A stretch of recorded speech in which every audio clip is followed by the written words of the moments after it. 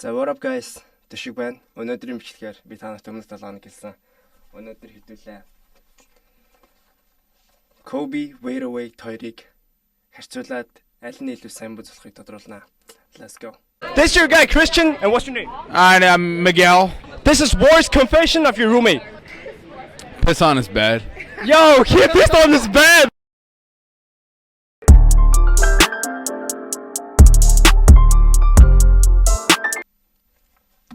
За хамгийн түрүүнд энэ хоёр пүүз бол нэг нь Kobe би нэг өмнө 7 хоног review хийсэн байгаа. Тэгээд энэ Kobe 8-тай өрсөлдүүлэх пүүз нь харьцуулах пүүз нь юу вэ гэвэл Wade 808. Тэгээд би яагаад Wade 808-ыг Kobe 8-тай харьцуулахаар болсон бэ гэвэл энэ хоёр надад бүр туйлын ижлэхээ санагдсан.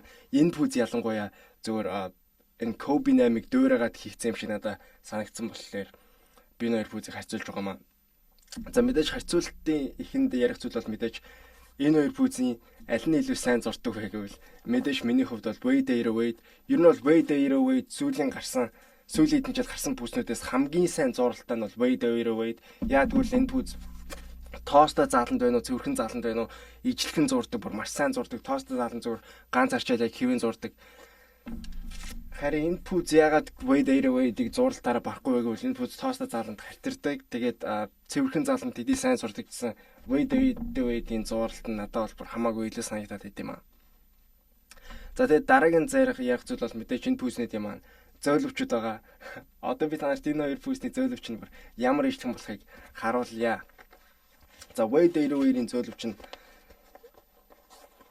одоо ингээ гаргаж ирээ харуулъя. Ийм улаан хөхтэй ийм зөөлөвч байгаа. Тэгээ China foam метртэй. За одоо би танарт Kobe 8-ийн зөөлөвчийг харуулъя заяа.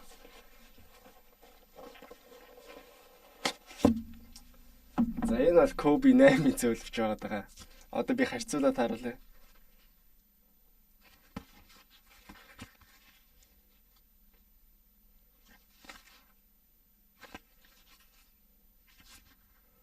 За зөөлөвчний хувьд бол миний хувьд Kobe 8-ийнх нь бол яалтчгүй илүү.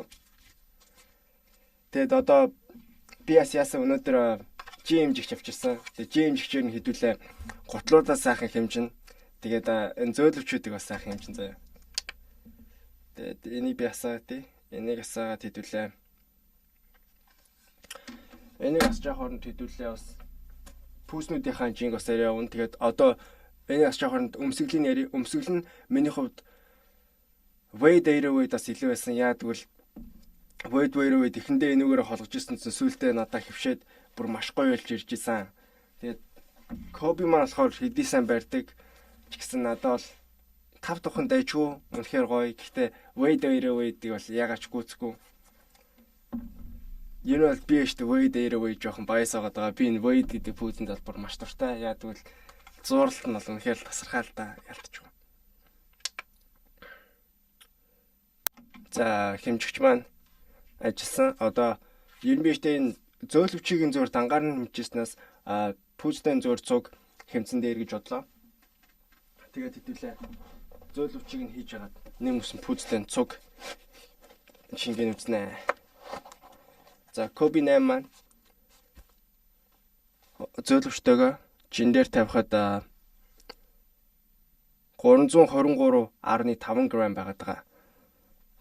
За одоо Wade-ийнхаа уловчийг нээж үзэж хагаад хэдүүлээ шингэн үзнэ. Уловчтайгаа 378.5. Тэгэхээр Kobe 8 бол хамаагүй хөнгөн байна.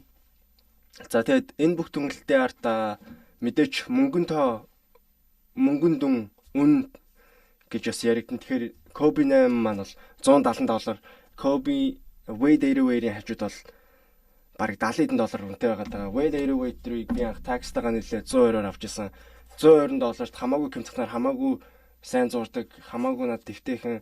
Тэгээд жоохон Kobe 8-аас хүн ч гэсэн нэг ялгаагүй штэ. Тэгэхээр бол энэ өрсөлдөлийн хажууд угаасаа хариулт нь тодорхой байгаа. Би бол Wade 808-ийг бол үргэлж сонгоно. Хэдий Kobe 8 гоё ч гэсэн миний хувьд Wade 808-ийг арай гүйцсэнгүй. За тэгээд иймэрхүү дугаар та нарт таалагдж байвал лайка дараад комент хэсэгт ийм хоёр пүүзийг харьцуулаад өгөөч гэдэг бас би бас ийм шин цуврал эхлүүлж болно. Тэгээд дараа талаа хэрвээ би энэ 7 хоног үзэлтэн сайн тэгээд комментэнд хүмүүс олон пүүз харьцуулгыг асуух юм бол би штэ дараа 7 хоногс эхлүүлээд хоёр бичлэг хийж болно. Пүүзнүүдээ харьцуулаад тэгээд шинэ пүүзнүүдээ та нарт sneaker review хийгээд хийлгүүлээд яваад иж болно. За тэгээд та нар ямар нэгэн пүүз харьцуулмаар юм уу, ямар нэгэн пүүз яриулмаар байвал комент сэтгэлдээ үлдээрэй. Тэгээд намайг бас ямар нэгэн зүйлийг яриаг өнгөрөөсөн гэж бодож байвал та нар бас сэтгэлдээ үлдээгээрэй. Тэгээд дараагийн бичлэгээр дахин уулзцгаая.